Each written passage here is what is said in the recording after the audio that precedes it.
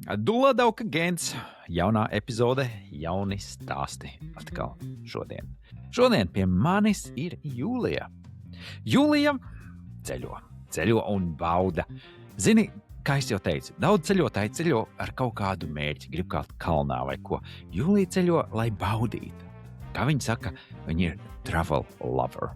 Viņa tiešām mīl ceļot un izbauda katru mazāko mirkli, ķer sajūtas un mācās no tām. Man liekas, skaists saruna. Tiešām runājām par piedzīvoto gan tepat Eiropā, gan Meksikā, gan par to, ko viņa meklē, ko atrod un kā tas viņu maina. Viņas ikdienu, viņas dzīvi un viņas iespaidas. Klausies, iespaidi. Čau, Jūlija! Tu esi pie manis beidzot ciemos arī noķerta šeit. Čau, prieks tevi satikt. Čau, Rei! Paldies, ka uzaicināji mani uz savu brīnišķīgo podcastu. Man ir liels prieks ar tevi parunāties un satikties. Tiešām prieks. Zinu, un man vienmēr ir jau tā ceļotā. Tu arī klausījusies daudzos podkastus, ļoti dažādi. Un tu man kaut kā esi izlekusi tajā sociālajā algoritmā, teiksim tā, tur kaut kur visu laiku parādies, un tagad jau mēs viens otram sekojam jau kādu laiku, un tu jau esi bijusi daudz, un tev ir forši. Man vienmēr patīk, redz, ir jau tie ceļotāji, kas tiešām kāp intensīvi kalnos vai kaut ko dara baigi aktīvo, crazy, trako. Nav vienmēr jādara trakas lietas. Tu forši ceļo, baudi. Man liekas, tu esi tiešām, tu man tagad labo pēc tam, bet tu esi tāda baudītāja. Tu vienkārši brauc, kaifo, baudi to ceļojumu un izbaudi tos galamērķus un tās vietiņas, kur tu esi. Tā tas ir? Jā, viennozīmīgi. Tas ir, ja mēs runājam par ceļošanu, tad es esmu tā kā bērns salduma fabrikā. Man liekas, man patīk ņemt visu tiešām. Man nav tā, ka man ir tikai kalni vai man ir tikai, piemēram, tur daba. Jā. Man arī patīk tas pats arī all-inclusive atpūta, jā, kas ļoti daudz ir dzirdēts no ceļotājiem, ka tā jau nav nekāda ceļošana, jā. Nu, kad, lai tu būtu tāds true ceļotājs, tad tev ir bez maz vai tur jāguļ teltī un jādzer ledāj ūdens kaut kāds. Nu, tā nav. Es patiešām esmu par baudīšanu, par sajūtām, par visu skaisto, un ceļošanā es skaisto atrodu visā, jā, gan arī tajā pašā all-inclusive skaistā 5-zvaigžņu viesnīcā, jo tās arī ir sajūtas, vai ne? Jā. Arī tikpat labi man patīk aizbraukt wildā, kaut kur gulēt, tur mašīnā, gatavot plītiņas, jā, un vispār, kur nav nekāda civilizācija. Man patīk kalni, man patīk kultūra ļoti, jā, man patīk daba, man patīk būt kaut kur džungļu vidū starp dzīvniekiem arī, jā. Kaut kāds tāļu mazās ieliņas, jā, arhitektūra, tā kā Eiropas, jā, tā skaistā senatnīga arhitektūra. Būtībā, nu, viss, kas ir no A līdz Z par ceļošanu, es to visu spēju tiešām sevi ieņemt un saskatīt to skaisto. Un tagad tu izskaidroji to, kāpēc tev profila, man liekas, Instagramā tev laikam rakstīts travel lover. Jā, viennozīmīgi. Ceļo, jā. Tas ir tā, man liekas, tu noraksturoji to klasisko sajūtu, pēc kā cilvēks brauc. Es zinu, daudziem prasīt, ko tu meklē, ko tu gribi, un tad tā, nu jā, es tur gribu uzkāpt kalnā, es tur gribu paēst forši, bet tu tiešām ķer, man liekas, tos mazos mirkļus, vienalga, kur tas būtu, un tie ir tie, kas tev piepilda, tam, ka tu dzenies pakaļ. Tu, man liekas, pat īsti nevar definēt, kas ir tas viens, kas no katra ceļojuma tev paņemās līdzi. Viennozīmīgi, jā. Un es cenšos arī katrā vietā es braucu, teiksim, ar tādu tukšu apziņu, un es skatos, kas tur ir, to es arī visu tveru un pieņemu, un jā, uztveru. Bet vienmēr ir tā, ka tas skaistais tikai ir jau daudz, kas baigs skarbais.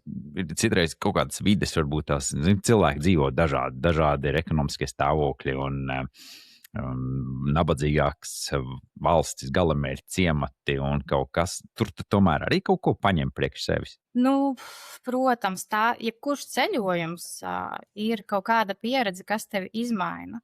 Nu, tas droši vien ir tas, ko es paņemu no tādiem reģioniem arī. Nu, zin kā, man nepatīk, teiksim, aizbraukt kaut kur un skatīties uz, teiksim, ar kaut kādu savu stereotipisko domāšanu. Jā, tā kā izslēgt to prātu un skatīties un uztvert un pieņemt to, ka tajā vietā tas ir tā un pieredzēt to tā kā. Tu man te gandrīz atbildēji uz vienu jautājumu, ko es te biju sacerējis un gribēju uzdot par to, ka ceļojot mēs tiešām mēs tiešām, kā teicu, katrs paņemam kaut ko no tā galamērķa, kaut ko atved sev līdzi, kaut kādu mācību, gudrību, saprašanu, zināšanu, pieredzi un tā tālāk.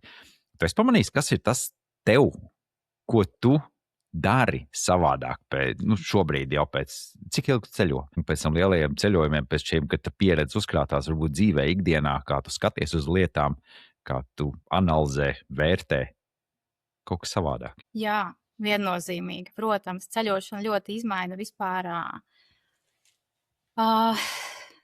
Tu kļūsti daudz pieņemošāks. Jā, tu pieņem situācijas tādas, kādas viņas ir. Cilvēkus noteikti. Atbildot uz jautājumu, cik ilgi es ceļoju, man pirmais ceļojums bija 4 gadu vecumā, kas tagad mūsdienās laikam ir tā kā pilnīgi normāli. Jā, Baigi vēl, jā. Vai ne, pavēl 4 gadi, bet tad, kad man bija 4 gadi, tad tas bija tā kā, tas bija ļoti āgri.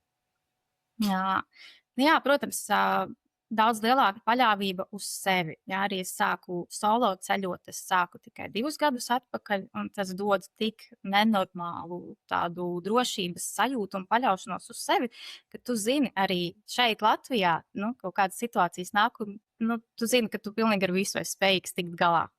It īpaši, ja tu esi kaut kādā, ne Eiropeiskā, teiksim, valstī, jā, kur tev ir jātiek galā ar kaut kādām situācijām, pēc tam tu izai tam cauri, un tu saproti īstenībā, es spēju vispār visu. Tas dod ļoti tādu, arī tā kā spēcīgāku pašapziņu varbūt un uzticēšanos sev. Tā gan, savu veidu tāds eksāmens, bet tu tagad pieskāries, ja reiz mēs metamies uzreiz šī tēmā iekšā. Tad tev ir bijuši tādi reāli ČP gadījumi kaut kas, kad viss aiziet ziepēs un viss ir slikti un liekas, vāca, ko tagad? Vienai ceļojot tieši vai vispār? Vienalga, vienai jau, protams, tā pieredze ir daudz dzīvāka, īstāka. Jo, ja ir savārīts sūdi, tad pašam ir jāatbild arī. Vienai varbūt nav bijis tāds pilnīgs ČP, kas nezinu, ko darīt pilnīgi. Jā. Trakākais laikam bija Albānijā, kur es tajā brīdī man tas nelikās traki, bet tagad atskatoties, arī man ir tie highlighti, ja, un es ik pa laikam paskatos, pieņemsim, ja ir ziema, es tagad arī neesmu bijusi nekur 3 mēnešus, tas priekš manis ir ļoti ilgi, ja, un man gribās to ceļojumu sajūtu, un īstenībā tāpēc arī tu vari paņemt to Instagram paskatīties. Un tagad es nesen paskatījos to Albānijas highlightu, un es domāju, ak, mans Dievs, kur man vispār bija prāts, ko es daru? Jo es biju tādā ļoti nošķirtā vietā, kas nav, teiksim, tāds turistu, ja kaut kāds tur replicē. Tad no turienes, pirmkārt, tur nestrādāja Google Maps. Tur nav vispār nekādi normāli sabiedriskie transporti. Tur nav, tā kā mums tu aizēj uz pieturu un tu stāvi un tur ir rakstīts, ka tur ir pieturi. Ja. Tev tur, respektīvi, es aizgāju uz recepciju, es biju tieši all-inclusive viesnīcā un es tur pasauļojos, vispār es strādāju attālināt. Man tas tā kā ar priekšu. Domāju, ka es pastrādāšu attālināti, ceru, ka viņš to neskatīsies. Bet es izdomāju, ka es nevaru. Es esmu Albānijā, šeit ir tik skaisti, man ir kaut kur jāaizbrauc. Un es aizēju uz recepciju, un es tur biju izdomājis, uz kuru pilsētu es gribu. Un tur bija puisis un meitene, un viņi tādi saskatās abi divi. Un viņi tā, tas būs baigi traki, paņem taksi. Es saku, es negribu taksi. Un tad viņi man tur sāka, viņi savā starpā strīdējās. Nē, viņai šitā jābrauc, nē, šitā. Viņi saka, es nezinu, vai tu tur tiksi. Ja kas tad raksti tur kaut ko, tad viņi man tur sazīmēja uz lapiņas. Tur bija 3 autobusi, bet tie autobusi nav tā kā autobusi, tie ir tā kā mikriņi, bez pazīšanās zīmēm, bez pieturām, bez gulām. Tev pasaka tā, tu ej 20 minūtes līdz tur īru krogam, tad pagriezies pa labi, tad tur būs dārzeņu bodīte, tad tu kā piekšā, tad tā pietura ir tāda, ka tev ejat uz šoseis, tev ir jāstāv aplī, tev pasaka, kurā vietā, un tu vienkārši stāvi pusstundu, vispār nezinot, vai tev ir kāds savāks. Ceri, ka varbūt kāds atbrauks, jā. Jā, un tas trakākais ir, kad tev atbrauc pakaļ, un tu jau esi pa vidu visam, un tagad nākamajā vietā angliski neviens nerunā, ja, tātad tev vispār, un tad tu ej un komunicē un mēģini kaut kā ar tiem cilvēkiem saprasties, un tas trakākais bija, ka es tiku līdz tai vietai, es tur staigāju, viss ir forši, un tad es saprotu, ka man jātiek arī atpakaļ, un ir jau tā kā vakars. Tas bija tāds, ja, un es domāju vispār, kur man prāts bija, ja, bez kaut kāds gatavošanās, bet tajā brīdī man vajag forši. Bet nav tā, ka tieši šādas pieredzes tādās vietās, kur nesaprotat viens valodu, internets nav, kur tu tiešām esi tikai tu ar savu pieredzi un savu to saprašanu, kā tagad tālāk, Bet tā ir tā visdzīvākā un krāsainākā pieredze beigās. Priekš manis tā noteikti ir. Es atceros arī kaut kāds gadījums tur atpakaļ gadus sākumā vēl. Daudz gadus, kad sāku ceļot, tad tiešām arī vazājos pa vietām, kur internets nebija. Nebija jau toreiz smartphone vēl īsti. Un neviens nesaprata, kur un kā. Un spāņu valoda toreiz arī nebija vēl Latvijas valstīs kaut kur vazājoties. Tad, kad es vēl tagad atceros tos piedzīvojumus, tos ceļu, mēģināt atrast kaut ko ar vietējiem, sarunāt, saprast, kā tur kaut kur nokļūt. Viskaistākie mirkļi, tādi visdzīvākie vēl, kas saglabājas visvairāk. Ja tagad daudz ko mēs zaudējam dēļ šīm visām modernajām tehnoloģijām. Viennozīmīgi, jā, viennozīmīgi, un tas tevi padara dzīvu. Tu pēc tam aizbrauc atpakaļ uz to viesnīcu, uz to recepciju, tu stāsti, un es tiku, viņi, hey, you're alive! Šamēja laimīgi, meiča atpakaļ dzīva. Jā, viņi brīnās, ka es esmu atpakaļ vispār, un, protams, tas pilnīgi maina to iekšējo sajūtu. Un otrs jau ir tas, kad arī, kā tev kā sievietē, man kā sievietē, jo tur jau arī tomēr ir tas islāms, tā musulmaņu valsts, un aizbraucot uz to starppilsētu, es arī staigāju apkārt, man bija stunda jāgaida tas nākamais transports, un tur ir tā, ka tur vispār turistu nav nekad. Galvenais, ka es vēl nebiju samainījis pat naudu. Es biju dzirdējis, ka eiro tur pieņem, bet tajos mazajos ciematos jau nepieņem eiro. Naudas man nav. Nekā man nav. Es tur staigāju apkārt, tur tāda kafejnīca, milzīga terase, un tur pilns ar tikai vīrieši sēž, visi tādi bārdaini. Un es tur tādu blondīnu neju garām, un es gan vienmēr cienu to kultūru, un es zināju, man bija tāda gara kleita, bet vienalga. Un viņi visi tur sēž pīpē, dzer tās to mazo to savu espresso, vai kas tas ir, un pilnīgi visu, 40 cilvēku šitā tev seko līdzi. Jā. Un tur ir tā staigā, un es domāju, ko es daru cilvēks? Jā, bet nevienā brīdī nebija bailīgi vai tā, ka bišķi nedroši varbūt tās tā sajūta, tas būtu pareizais vārds. Nē, godīgi sakot, nē, jo, ļoti daudz, kur, protams, ir svarīgi būt, nevajag būt pārgalvīgam, ja? Bet daudz, kur tas ir tik ļoti stereotipiski, kad, pieņemsim, Albānijā tie cilvēki, viņi ir tik ļoti draudzīgi, un viņi ir tik ļoti izpalīdzīgi, un viņi patiešām, viņi arī nezina to valodu, bet viņi tev aizvadīs pie kaut kā, kuram liekas, ka viņš zina, tas nezina, tad viņi jau divatā tev ved pie trešā, kurš varētu zināt, un tad viņi tur beigās vesels vairs mēģina atrisināt to tavu problēmu, un jebkurā gadījumā tev palīdzēs, jā, tas pats arī par Libānu, pieņemsim, kad mēs braucām uz Libānu, tad arī tur ārlietu ministrijas mājaslapā, ja tu palasītu informāciju, tur ir tā, kad armed robberies, tur human trafficking, vēl kaut kas nebrauciet, tā kā ekstrēmli slikti tur ir nekādā gadījumā. Mēs aizbraucam, un tur ir viss sirsnīgi. Protams, es nevienu neaicinu braukt kaut kur uz valsti, kur ir militārais konflikts, bet vienalga. Tas tik ļoti tur neizjutās vispār nekādīgi. Tas, ko cilvēki domā, un viņi arī mums ļoti daudz teica, tā kā, ko jūs darat, jūs esat traki, tā kā jūs tur nolaupīs, jūs tur nogalnās. Viennozīmīgi. Un tu tur aizbrauc, un tur vispār nekā tāda nav. Vissirsnīgākie cilvēki, kas visi tevi grib piebarot, izguldīt un parādīt, pastāstīt. Un mēs tik daudz tur dabūjām to kaut kādas lietas un tādu viesmīlību, ko mēs paši nevaram, ko mums palīdzēs sarunāt, pieņemsim, tur nomas automus sarunāja 2 reizes lētāk nekā ar kaut kādiem servisiem, jo mēs vienkārši gājām pa ielu un satikām vīrieti, kurš vienkārši pajautāja, hey, where are you from? Mēs tur sākām runāt, un tā, mēs sakām, ka mums vajag mašīnu, viņš saka, es zinu čalu, kas strādā autonomā, ejam, un tad mēs tur aizējam, viņi 20 minūtes savā starpā, tas ir ļoti īsumā forši to novērot, viņi 20 minūtes savā starpā, tā ritīgi strīdās, jo viņiem ir arī tā kaulē. Jā. Katram savu taisnību tur ir. Galda, otrs sēž stūrī, mēs pa vidu pie tā galda, mēs vispār klusējam, un tie tur savā tā, un viņš tur pretī. Un tas beigās saka, es jums sarunāju pa $20 dienā, teiksim, tā būtu kaut kā $40-50 dienā. Wow. Tā, un viss, un priekš kam viņš to darīja, vai viņam noteikti ir savas lietas, ko darīt, vai ne, viņš kaut kur gāja droši vien savās darīšanās, bet viņš apstājas un palīdz mums. Jā, ļoti daudz dzirdēt tieši šie te sirsnīgākie un patiesībā draudzīgākie stāsti tieši no šīm te Vidusāzijas, Centrālā Āzijas valstīm, kas ir, man liekas, tiešām tik īsti. Un tie cilvēkiem, viņi ir dabīgi, viņi pat nespēlē kaut kādu teātru, viņiem vienkārši, viņi grib palīdzēt, viņi grib tevi pabarot, viņi grib ar tevi aprunāties, pat ja tu nesaproti, viņš tā pastāstīs visu, vai ne, visdraudzīgākais. Ļoti bieži ir tā, Kurš bija tas lielais ceļotājs? Man liekas, Maiks Korlejs arī teica par to, ka patiesībā tās valsts, kur tev viss saka, ka nevajag braukt, uz tām tieši jābrauc. Tieši tāpēc, ka tad arī parādīs, ka cilvēki gaida tevi patiesībā. Viņi grib un nevajag līst, kur nevajag, vai ne, standarta lietas, vai ne, un nevajag būt pārgalvīgiem. Pats par sevi saprotams, beigās ir viss kārtībā, cilvēki draudzīgi.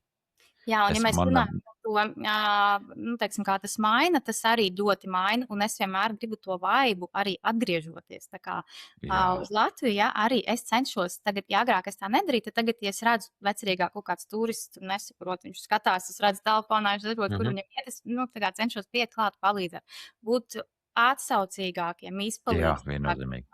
Ja, jo mēs latvieši, mēs jau esam tādi bišķītiņi kautrīgi un uz sevi, vismaz, pēdējā laikā īstenībā tas tā kā mainās, bet tā ir bijis vienmēr, ja, ka mēs tā kā paši par sevi, bet, ieraudzīt, pamanīt, ja otram vajag palīdzību, tā kā tā sirsnība.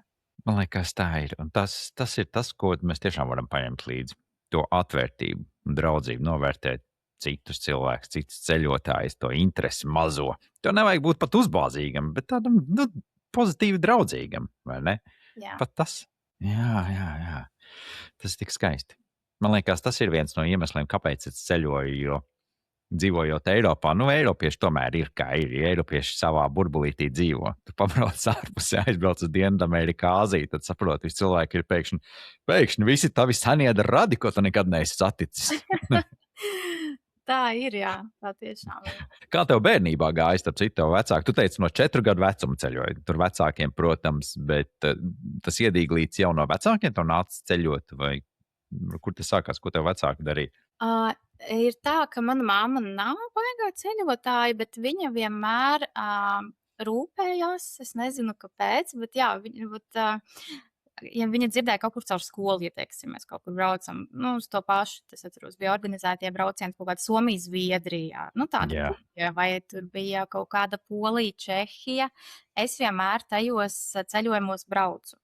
Tā, es nezinu, kāpēc viņai tas tā bija svarīgi, jo viņa pati, viņa, protams, arī bija ceļojusi jaunībā, bet jā, viņai bija tā kā svarīgi man tur aizsūtīt, lai es esmu visur pabijusi un līdz ko ir kaut mazākā iespēja, es tur braucu. Man liekas, tai paudzei ārkārtīgi svarīgi bija tas, jo, redzi, viņi uzauga tomēr padomu laikos, beigot ceļot nevarēja. Tu varēji pa padomu savienību šur tur paceļot, kaut kur pavazāties, bet tas arī tur viss aprobežotījās.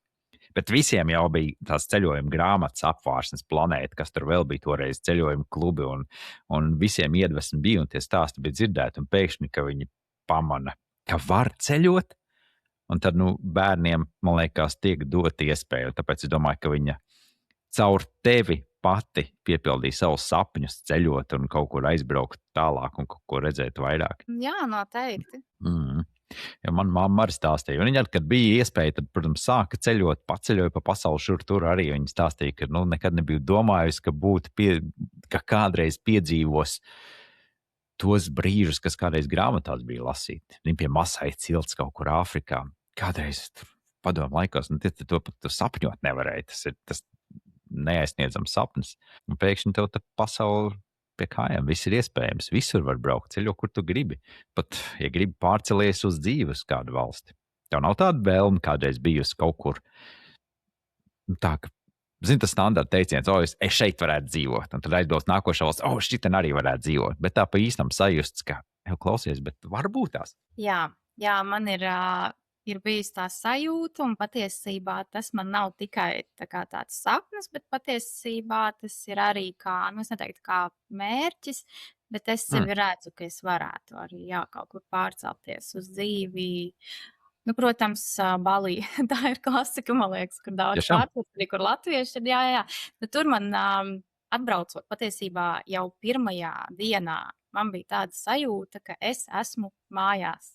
Tiešām. Wow. Man sasinhronizējās tas vibes, un es biju tādā mierā, kādā es vispār, man liekas, nekad nebiju bijusi. Es tur pavadīju mēnesi aptuveni Balī, un man patiešām, tā, ka man negribējās ļoti braukt atpakaļ. Es gribēju palikt, es biju gatava palikt, bet, protams, ka tā. Es neesmu tāds cilvēks, laikam, kas šitā uz sitienu. Kaut gan varbūt kādreiz tā arī būs, bet, protams, man ir svarīgi sakārtot tās lietas Latvijā, un lai tas... Jā. Bet tu teici, tu strādā attālināti, vai ne? Ka te jau te var būt digitāli nomadi. Jā, bet ne līdz galam. Ir kaut kādi brīži, kad man ir sezona, piemēram, tā kā mēs jau mēģinājām jau mēnesi atpakaļ runāt, un tad es pateicu par to, ka, ja man tas decembris ir takākais laiks, nu jā, tad man ir jābūt uz vietas, kas ir tā kā gada beigas, tad ir tiešām ļoti daudz darba, bet ļoti iespējams, ka tas varētu būt tā kā dzīve uz 2 valstīm, varbūt tā, vismaz sākotnēji. Nu, tā kā darbs Sezonā pārstāv aizbraukt augstajā ziemā projām. Jā. Ideāli vienkārši. Bet ļoti daudz tā arī dara. Tā arī dara, protams. Bet zini, kur es esmu arī runājis, arī podkāstā pie Nainam arī bija pāris cilvēki. Un beigās jau tas stāsts ir par to, ka tad, kad tu aizbrauc ceļot, tu atpūties tiešām. Bet ja tu tajā vidē dzīvo, tu strādā, tev jāstrādā tieši tikpat daudz, cik vai tu Latvijā, vai kur tu esi, tad baigi daudz ceļot nevarēs. Beigās jau tas sanāk darbs. Ko jau tu neizbaudi no tā vairāk. Īsnībā tā ir, jā. Un tad, kad es pamēģināju, kā jau es teicu iepriekš, tos pirmos iedīgļus, tā kā jau tie jau bija tajā pašā Albānijā. Un tad tur ir tā, nu, jā, ir tas baseins, ir tā daba, ir tā jūra, ir tā saule, bet tu jau tāpat tur strādā, vai ne? Tu tāpat tev nav tas pilnīgākais čils. Un es arī citreiz vasarā aizbraucu kaut kur pie jūras pastrādāt ar kompi. Uz kaut kādu to pašu Mieras kafē vecāķos ļoti forši. Tur ir ļoti pretīgi nākoši. Viņi iedod pagarinātāju, ja tev vajag. Nu tā viņiem patīk. Super. Bet tāpatās jau tu sēdi pie tās jūras, bet tu strādā, vai ne? Tu tā kā nesanāk līdz galam to izbaudīt. Bet nu, es vispār esmu tāds cilvēks, kuram patīk tas siltais klimats vairāk tomēr. Tāpēc pat esot siltumā, teiksim, janvārī, februārī, es domāju, ka man tas jau palīdzētu sajūtāt. Jā. Es tev ļoti labi saprotu. Man tas pats bērnībā arī bija. Es Latvijā nevarēju tajā augstumā izdzīvot. Traki bija augsts un riebīgi. Un nē. Nu, bet beigās pārcēlos uz Meksiku. Nu, labi, Meksikā tur nesalikās, ka es tur dzīvoju. Es vienalga tur esmu katru 2-3 mēnešus, bet vismaz Spānijā ar tā sezona ir krietni garāks. Sniegs man te nesnieg. Labi, šobrīd vakar pa dienu bija 6 grādi, feels like 4. Liekas arī Spānijā, kur nu, nē. -10 šobrīd. Jā, bet tas ir tā, tas ir ļoti īsti, tas ir pāris nedēļas, varbūt tāds vēsums un neko, viss kārtībā. Līdz ar to mēs tomēr dzīvojam tik forša laikā, ka tu vari izvēlēties, kur dzīvot, kādā vidē, pie baseina, pie jūras, pie ezera, pie okeāna, Āzijā, Dienvidamerikā, jebkur. Man liekas, tie ir tādi laiki, ko agrāk cilvēki pat sapņot pat nevarēja. Man liekas, tā ir tā vērtība šobrīd, ka, nu, pirmkārt, ceļot ir viens, otrs, ka tu vari dzīvot. Brauc, dzīvo, viss. Forši. Tieši tā, tas arī nojauc tāds prāta robežas īstenībā tā ceļošana, ka tev liekas, kaut kas viens ir neiespējams, ja? Un tad tu tā, kāpēc tieši tas ir neiespējami? Jā, pieņemsim. Nu, tas prāts, kad uzbur tos rāmjus kaut kādus, patiesībā ceļošana arī ir viens no instrumentiem, kas tos rāmjus vienkārši nojauc. Bet, redz, par tiem rāmjiem runājot, nu labi, mēs esam aktīvi. Es esmu aktīvs sociālajos tīklos, tu arī diezgan foršs, smuks bildes lietas.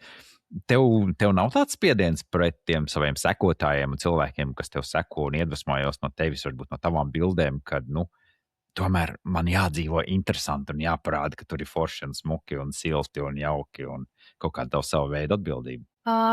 Nu, zin, tā atbildība jau ir arī tomēr tajā, lai nesamelotu tā kā tiem cilvēkiem, kas manas skatās. Vai ne?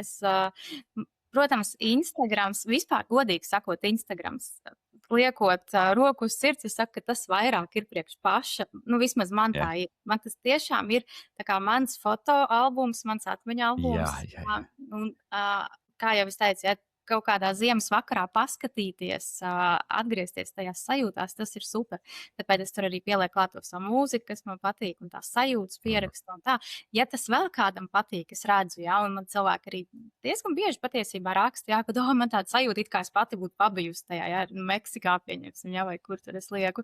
Tas ir superīgi, un tas ir vairāk par mākslu, man vismaz, nu, man gribās skaisto parādīt, protams, bet man negribētos nekādā gadījumā kaut kur aizbraukt, kur ir, teiksim, briesmīgi, ja tur viss, un tad tu atrod 1 kvadrātcentimetru, kur ir skaisti, tad tu nofučē, ja, un tur, nezinu, aizvāc visus liekos cilvēkus, un redz, cik tas skaisti, ja, nē, nu, tas tā nestrādā.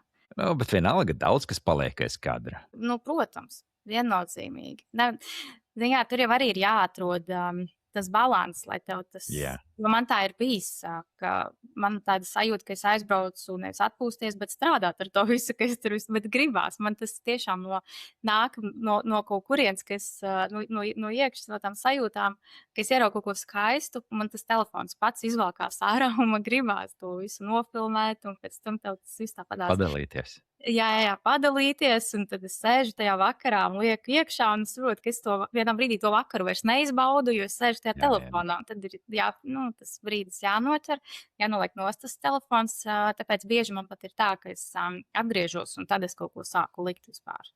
Tā, lai tas nav jādara ceļojumā. Es dzirdēju teicienu, happiness is real when shared. Jā, protams, tas nāk no Kaut kāda. lieliskas filmas. Bet kaut kādā ziņā tas ir taisnība. Jo, tā, kad tu viens esi, ir forši. Ir tu izbaudi, tu esi īsti te un tagad un klātesoši ar to visu, bet gribās mums tomēr padalīties savām sajūtām.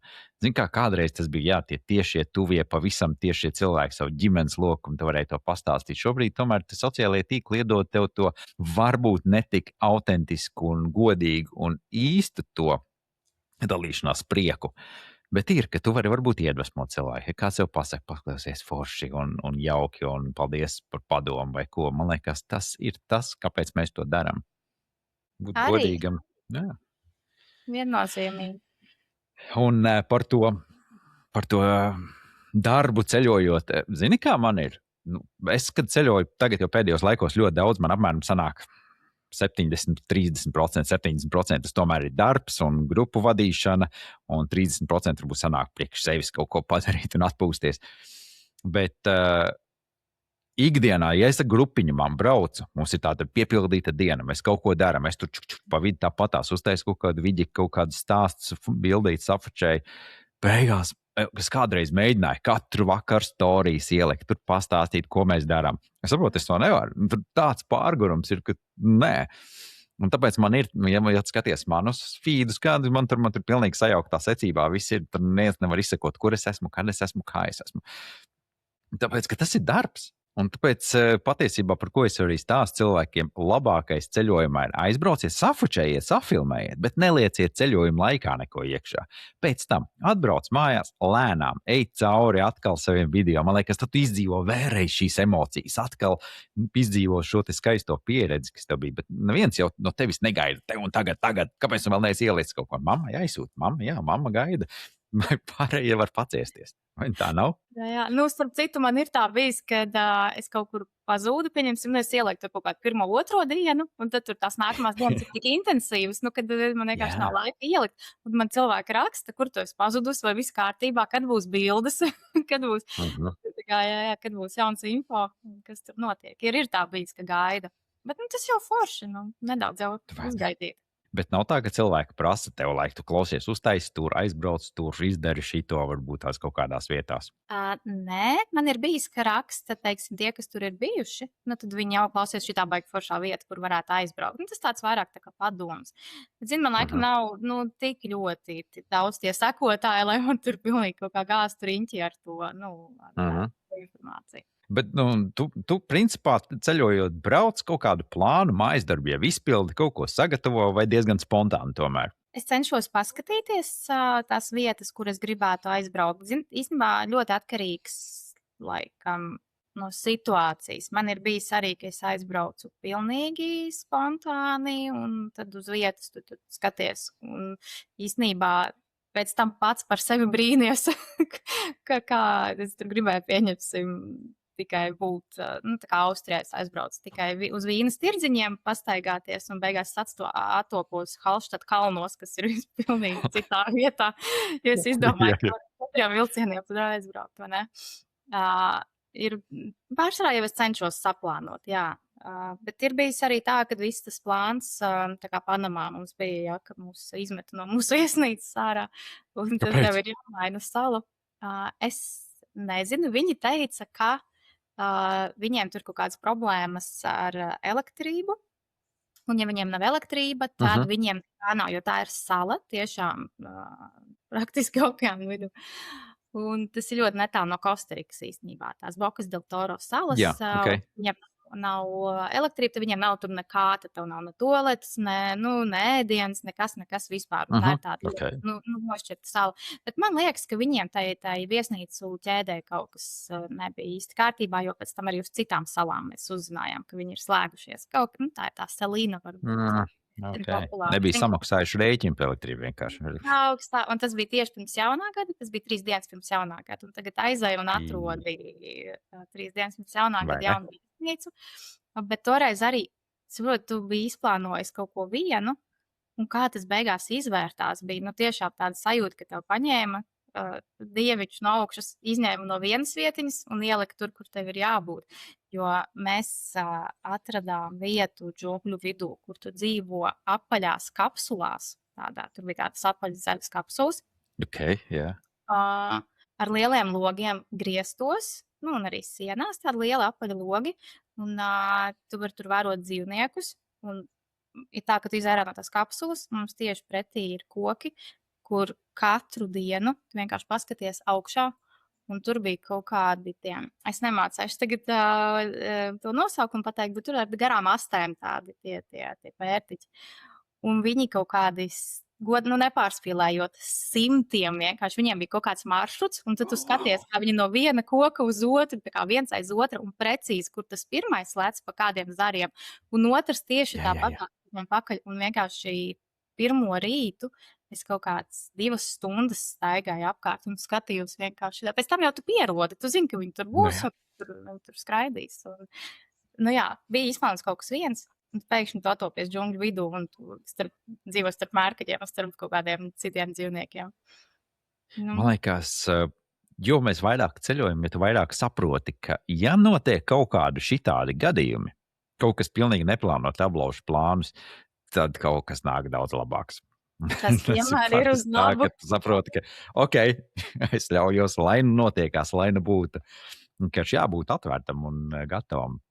Jā. Saliekās lietas. Vislabākie stāsti jau arī ir sākas tajā brīdī, kad kaut kas notiek ne pēc plāna, kad kaut kas kaut kur nokavē, kaut kas, nezinu, kaut kāds čepē, kad notiek, un tad arī ir pēc tam, ko atcerēties. Atceries vēl kādu gadījumu, kur kaut kas tāds salikās, nesanāca, kaut kur pēc tam trāpījāties citā vietā? Riktīgi laba pieredze. Es nezinu, vai tā ir riktīgi laba pieredze, bet Jebkurš stāsts šobrīd ir laba pieredze.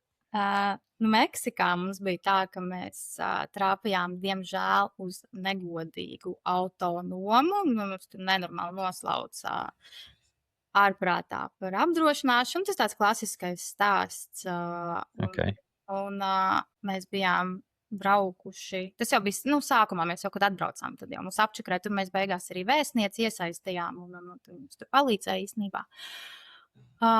Paskatījāmies to kompāniju, un tur bija ļoti slikts reitings. Es nezinu, kā tas gadījās, kad mēs uzreiz to nepaskatījāmies.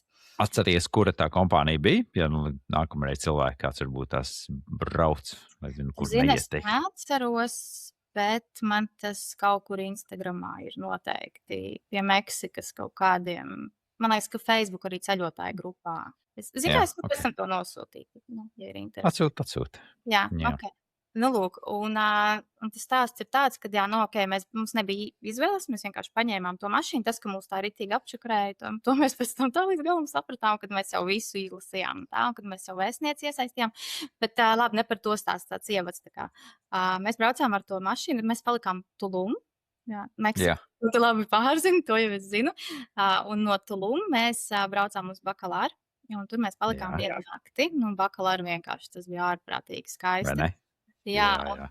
Un tad braucot atpakaļ ar šo te auto, tur tas lielceļš, un viņš visu laiku, cik es saprotu, tiek būvēts, un tur milzīgi tie kravas auto un tādi būvgruži, un tad mēs tur braucam, un mēs jau braucām pa tumsu. Un es nezinu, kāpēc, bet viņi neslēdz ārā tās tālās gaismas. Respektīvi, tu brauc pat pilnīgākā tumsa, nekāds apgaismojums uz tās šosejas nav. Tad tie pretīm braucošie, ja viņi ar tām tālajām vēl tavu spīdina.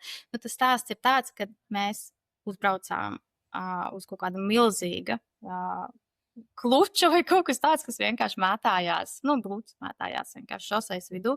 Un mums pārplēsa pilnībā riepu un disku, vienkārši viss bija pušs, un tas bija tik traks, tik traka tā sajūta, un tur nebija izturīgi, kur nobraukt malā. Vienmēr pilnīgi tumsa, tu tur stāvi, tu mēģini nomainīt to rezerves riepu, visi brauc garām, nenormāli pīpina.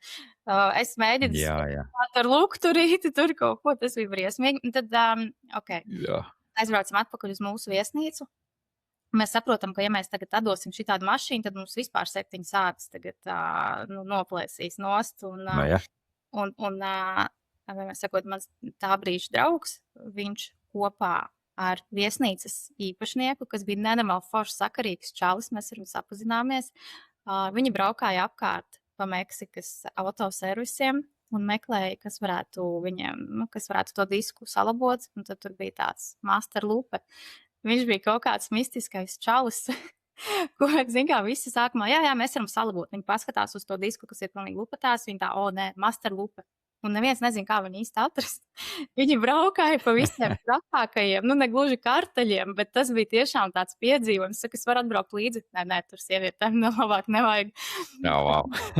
Tiešām tādā, ka viņi beidzot atrod to master lupe, to mistisko. Iebrauc kaut kādā trakā. Tiešām tā, ka filmās rāda, kad tur baltais cilvēks vispār nav redzēts, nekad viņi iebrauc tajā teorijā, tā kā filmās visi tā kā noskatās, kas tie tādi pa gringo, tu visi tur prasa master lupe, viņi tur divu uz turieni. Viņi atrod to čali, viņš mums visu salaboja, un mēs braucam, bet, viņš salaboja tā, ka, tur bija baigais stāsts, arī tur tik gari nestāstīšu, bet, mēs braucām nodot to auto vienkārši ar trīcošu sirdi. Bet mēs viņu nodevām. Tas noteikti nebūtu, teiksim, skaisti tādā godīgā situācijā, kur ir godīga autonomama, bet šajā situācijā, kur mums jau apčakarēja, mēs zinājām, ka tas beigsies ļoti slikti. Tā beigās viss bija kārtībā. Viennozīmīgi atrod vēlāk, kas tā pa nomu. Ierakstīsim arī komentārā pie epizodes, es ielikušu, lai kas tā noma, lai cilvēki arī zina, pats arī atzīmēšu savos sarakstos, jo man jau tie ceļotāji Meksika ļoti daudz vienmēr sanāk komentēt. No manas puses, no pieredzītes, tev var pastāstīšu. Redz, pirmais noteikums, ko es vienmēr visiem stāstu Meksikā, nevajag Meksikā naktī braukt. Pirmkārt, viens ir jāredz, kur tev var trāpījās kaut kas uz ceļa mētājās, tā ir viena lieta. Otrs vēl tas, ka ir daudz guļošie policisti. Jūs vēl Jukatānā nav tik daudz, mazos ceļos diezgan daudz, un viņi ļoti riebīgi, un viņas, ja nepamana, tad ritenis taču nolausts. Un kaut kādi zvēri varbūt, un vēl kaut kas nav vajadzīgs. Pa nakti tiešām tas ir viens no noteikumiem, kas vienmēr visiem saku, ar krēslu, čops, viss, parkojamies nost, nav ko. Tas ir tāds.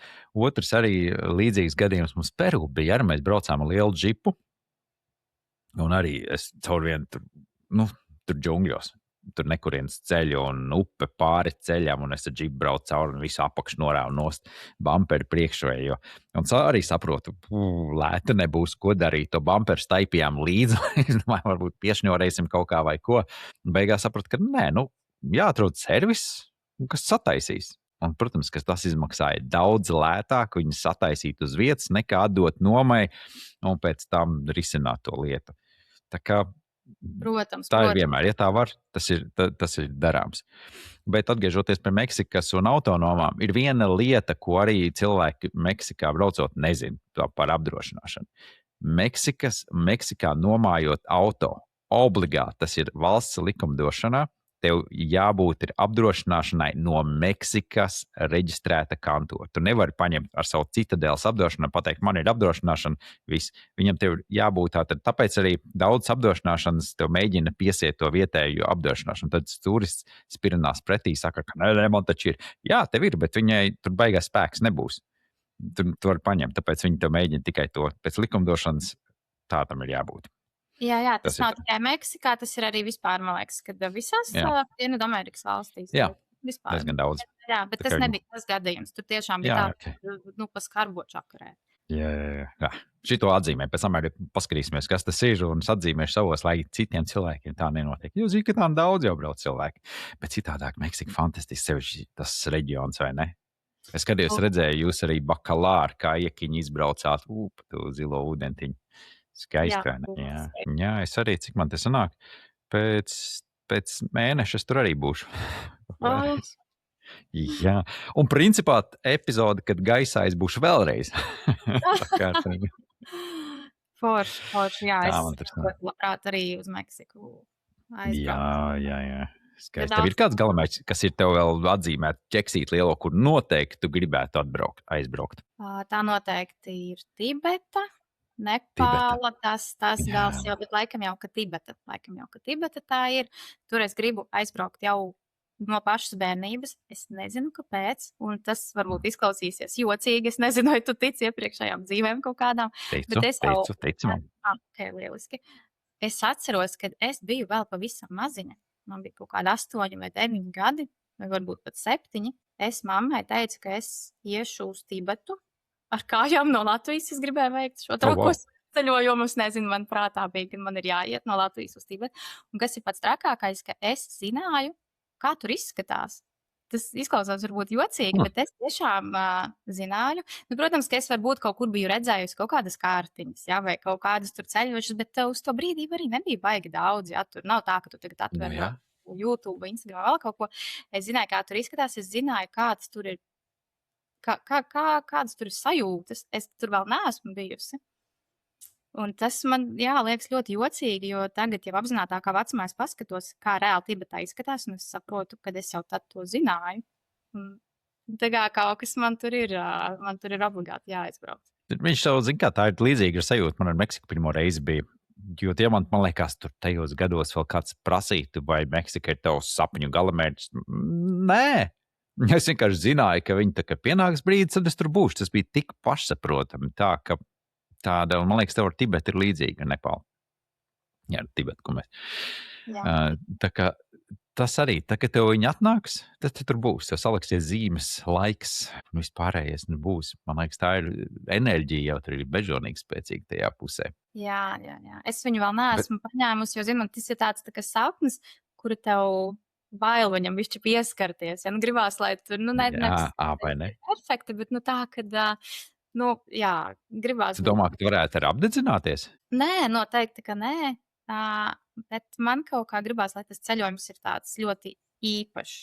Jā, noteikti iet kalnos arī. Kā tev ar to ir? Patīk pa kalniem vazāties? Man patīk. Jā, man patīk iet kalnos. Es neesmu bijusi kaut kādos baigajos augstkalnos. Vai kā man liekas, augstākā virsotne, laikam 3000 vai nedaudz. Kaut kas 2,9. Laikam kaut kas tāds. Man šausmīgi nepatīk augstums. Tā man tāda problēma šķītiņās ir. Bet paši kalni, un tas, ir kāds, kam nepatīk kalni, man liekas, ka nav tāds cilvēks. Jo tā sajūta un tā varenība un tas spēks, ko tu uzsūc no kalniem, tas ir vienkārši fenomenāli. Jā. Runājot par augstumu un kalniem, patās Kaspars Šulcs pie manis bija un stāstīja, viņi Papua Jaungvinejā, patās ar kāpa vienā no augstajiem kalniem. Tur jākāp, tur ir baigais stāvums, baigi augsti. Un iedomājies, tev ir stāvums, riktīgā stāvumā tu kāp, karstums un purvs. Tur viss noaudzis ar zālēm, mitrums, kājas stieg. Un tas jau ir tur, kur parasti nekas neaug. Tur viss vēl notiekās, viss aug. Tā kā nav tik traka, visur ir mežonīgais augstums. Ir arī tādi lielie kalni, kas ir pilnīgi savādāk. Aha, labi, būs jāpapēta. Jā, bet tā ir cita, pat tur baigi grūti īstenībā nokļūt. Bet epizode arī būs jaunajā sezonā. Es nezinu, vai jau ir, vai vēl nav, bet būs tā kā tā arī jānoklausās. Ļoti, ļoti, ļoti interesants stāsts no viņa bija. Tā kā tas ir tāds. Jā, bet Āzijā, kurā pusē, kur tu esi bijusi? Kaut kur tu biji? Balī, jā, protams, tu skaitīji jau. Jā, Balī, Libāna. Tas arī viss, laikam, no Āzijas. Ne, Turcija skaitās Āzija, laikam, kas skaitās. Skatoties, kurā pusē tu biji Turcijā. Jā. Es tagad domāju, vai es kaut ko neesmu aizmirsusi. Jā. Tas jau atzīmē, cik liela ceļotājs, jo ceļotājs, kas var uzskaitīt visas valstis, visus galamērķus, tad jau īsti baigi neesi ceļojis. Jo tā viss nevar atcerēties. Jā. Jo, man liekas, arī Dienvidamerikā. Dienvidamerikā arī. Tu Centrāla Amerikā biji, tu Panama, Meksika, bet tev jau visa tā puse vēl, vai ne? Tur ir daudz ko rakt. Vēl ir jāatklāj. Jā. Nu tā, ir cilvēki, kas Jā, visu laiku, pieņemsim, uz to Āziju tikai, ja viņam Āzija, bet man patīk, jā, man, protams, Eiropa diezgan daudz, gan Āzija, gan es cenšos no visa pa bišķītiņam, tā kā. Bet tu esi atradusi tādu jau savu vietu, kas liekas, wow, šeit es varētu braukt un vēl, tā kā ļoti uzrunā. Nu, Panama noteikti varētu būt tā vieta, kur es brauktu vēl. Tiešām? Patiesībā. Par Panamu neesmu tik daudz stāstu dzirdējis. Es pats neesmu bijis Panamā. Bet kāpēc Panama tik ļoti paķēra? Daba. Noteikti daba tā ir, bet Panama, zini, mēs bijām arī Panama City, protams, kur ir tās visas augstceltnes. Jā. Nenormāli skaisti, bet man patīk tieši tā, kas ir jau Kostarikas puse. Tā tas Bocas del Toro arhipelāgs, jo tur ir tik nenormāla tā dabas daudzveidība un es tik daudz dzīvniekus tiešām, man laikam tas arī kaut kā tā miedarbība ar dabu. Neesmu redzējis, ka tu vienkārši ej pa ielu uz veikalu un tu skaties, ka tur tāds tā kā žogs un tur sliņķis pa to žogu, tur kaut ko kāpelējās. Ja? Wow. Es vispār sliņķus, es cerēju ieraudzīt kaut vienu, beigās jau es redzēju viņus pietiekoši daudz, ka mēs jau ejam garām, tur, ārek vēl viens sliņķis, jā, forši. Bet tu esi iekšā tajā visā, un kas tur nebija mūrēnas un 8 kāju, un viss arī zemūdens pasauli tur ļoti skaista, un pa lielam visur, kur tu tur ej, tu noteikti redzēsi kaut kāds pērtiķus un sliņķus, un nerunājot jau par kaut kādiem putniem interesantiem, un kaut kādiem tur varžu uzlidojumiem, ejot pa nakti uz viesnīcu un tā. Kaut kādā džungļu pārgājienā arī mazajā gājāt? Kaut kādā organizētajā, tu domā? Jā. Nē. Kaut kādu, pašu, zin kā, mēs paņēmām rolleru un tad braukājām diezgan daudz arī. Jā. Super. Jā. Man kaut kā, man patīk pašai, jā. Kaut gan arī grupā ir ļoti forši. Grupā ir ļoti forši redz, kad arī tie cilvēki, tā ļoti liela vērtība, jo, piemēram, Azoru salās es biju ar grupā aizbraukusi, un tur arī visi tie stāsti vakarā pie galda arī, man tev pilnīgi svešinieki paliek pēc pa tādiem tuviem cilvēkiem pēc tās. Viennozīmīgi. Man redzi, es kādreiz pats savā tādā defaultā esmu, man patīk vienatnē. Man patīk pašam meklēt, atrast, iebersties kaut kādā ziepēs un pēc tam pašam to izstrept, bet to pieredzi tādu īstu dzīvu. Bet redz, kā dzīve ir izkārtojusi beigās, ka šobrīd man ir baigi daudz grupas jāvada. Un tagad arī es esmu sapratis, ka baigais kaifs, riktīgais kaifs. Cevišķi, ka tie cilvēki vēl atlasās uz tāda viena viļņa līdzīgi. Tik kaifīgi ceļot kopā. Tu viens otru papildini, ir stāsti, joki kaut kādi visu laiku. Tu neesi tajā monotonā 2 nedēļu ceļojumā. Mēs skatāmies tur, visi papriecājās, jā, smuki. Bet ir tāds vaibiņš, tur kaut kādi iekšējie joki, tur viss tas tāds kokteilīts. Man liekas, tas arī papildina to ceļojumu un iedod savu to garšiņu un šarmu tajā visam, vai ne? Jā, un tad tu arī nekad nezini pats droši vien, kā tas ceļojums līdz galam izvērtīsies, jo viņu arī var tie cilvēki, kas Pilnīgi pareizi. Ja mums tās grupas ir pat tik aktīvas, mums ir WhatsApp čati arī visām. Un dažas no viņām vēl joprojām satiekās, dara kaut kādas piedzīvojumus, iet kopīgos pārgājienos tepat tās Latvijā un kaut ko tiek. Riktīgi ir sadraudzējušies. Un tas, man liekas, arī parāda, ka viss kārtībā, super. Tas ir tik forši, jā. Vai ne? Jā. Man bija vienīgā problēma tāda ar to grupu, ka es vienmēr biju pēdējā. Mēs ar draudzeni arī tur bijām aizbraukuši, un mēs vienmēr, kalnā vai kaut kādā pārgājienā mēs ejam. Un tad ir tas, ka man patīk lēni visu darīt. Ja? Mums tur bija, protams, tas gids, ja, kas bija grupas vadītājs superīgs. Viņš, protams, ka grib, lai mēs pēc iespējas vairāk ieraugam, jo Azoru salas tas ir, tur vienkārši tu vari iet un tāpat visu neapskatīt. Un tad mums atkal ir tas, ka es ieraugu un man gribās, to visu apskatīt, visu katru zāles stievriņu un visu, paņemt sevī tās emocijas. Un tad vienmēr sanāk tā, mēs kāpam kalnā, un mēs vienmēr esam aiz muguras. Un tad ir viņiem, kas ir priekšā, kas iet, viņiem ir atpūta, tur 15-20 minūtes, un sanāk tā, viņi mūs gaida, mēs jau skriem, mums reāli bija situācija, ka mēs ar skriešanu skrienam, ja mēs saprotam, ka visi uz mums gaida.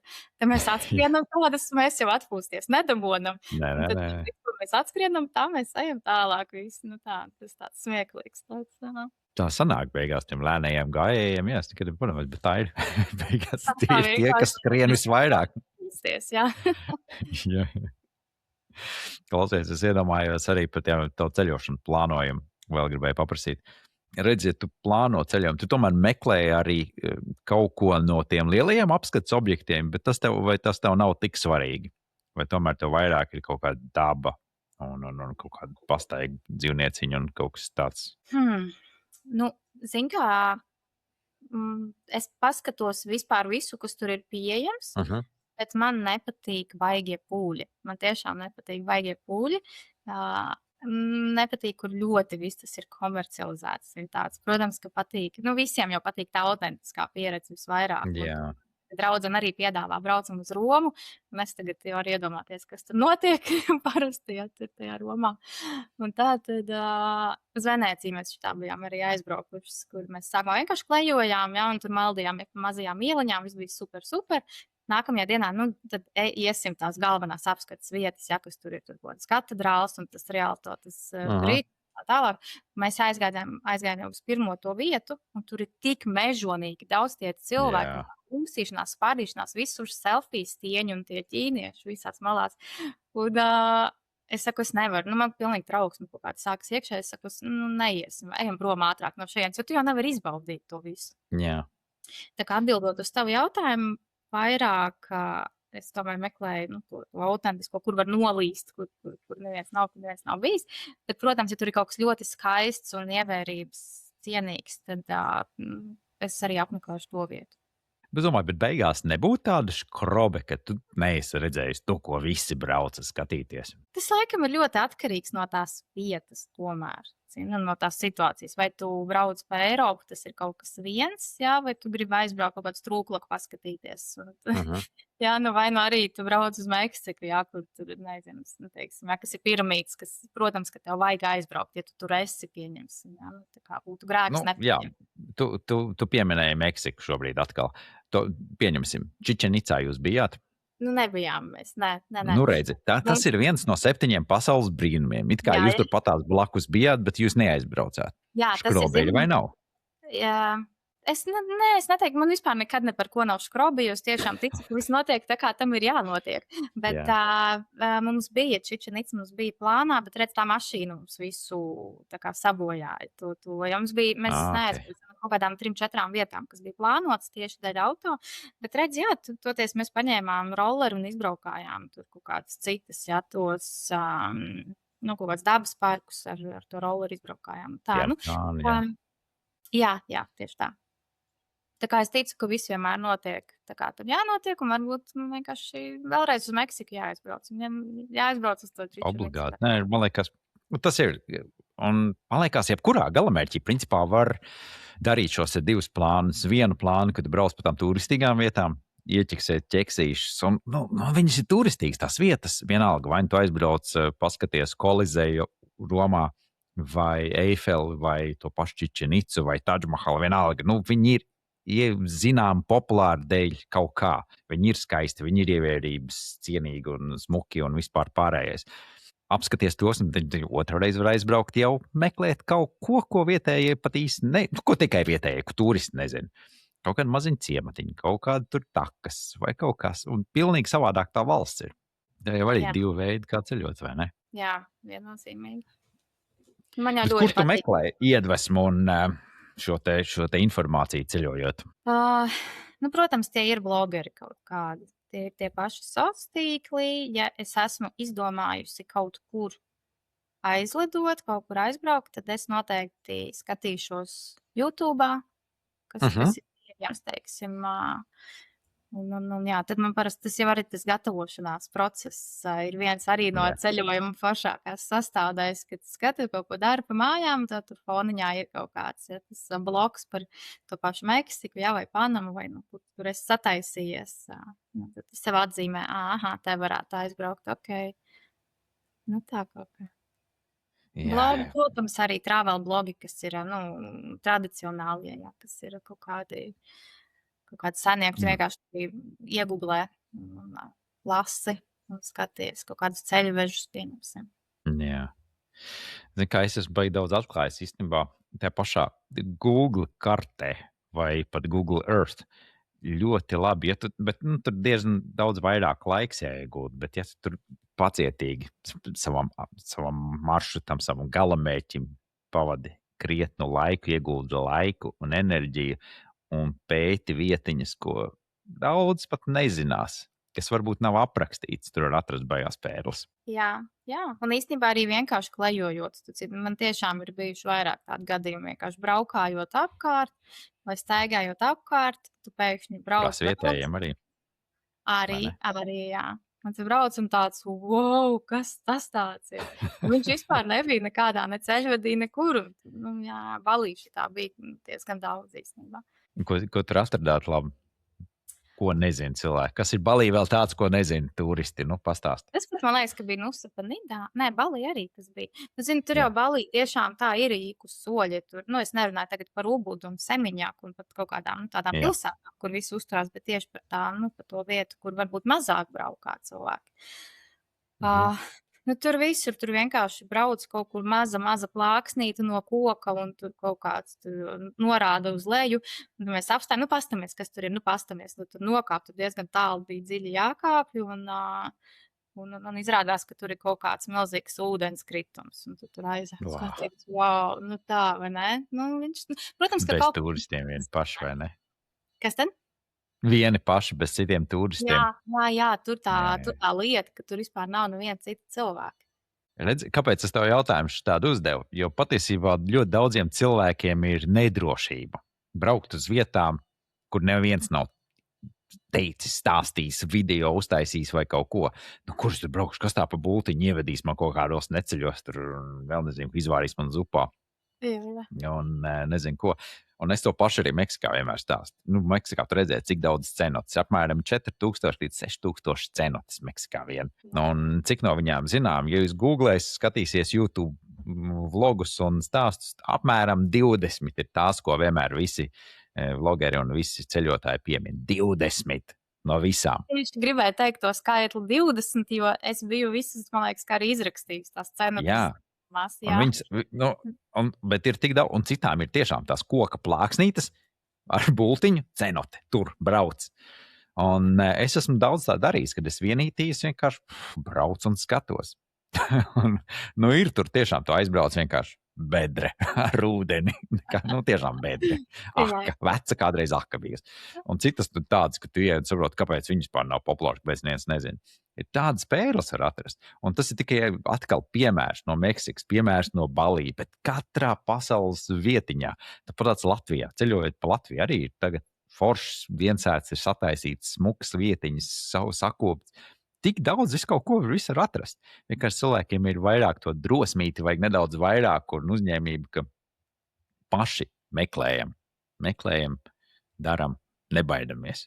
Tas man liekas tik svarīgi. Jā, un ceļotājiem tas jau ir tāds drives, man liekas, iekšējs. Tu nemaz tam nespēji pretoties īstenībā. Tas ir tā, ka tu varbūt arī tev prāts saka, ka nē, tur lejā uz to plāksnīti, jā, bet tu jau nevar neiet.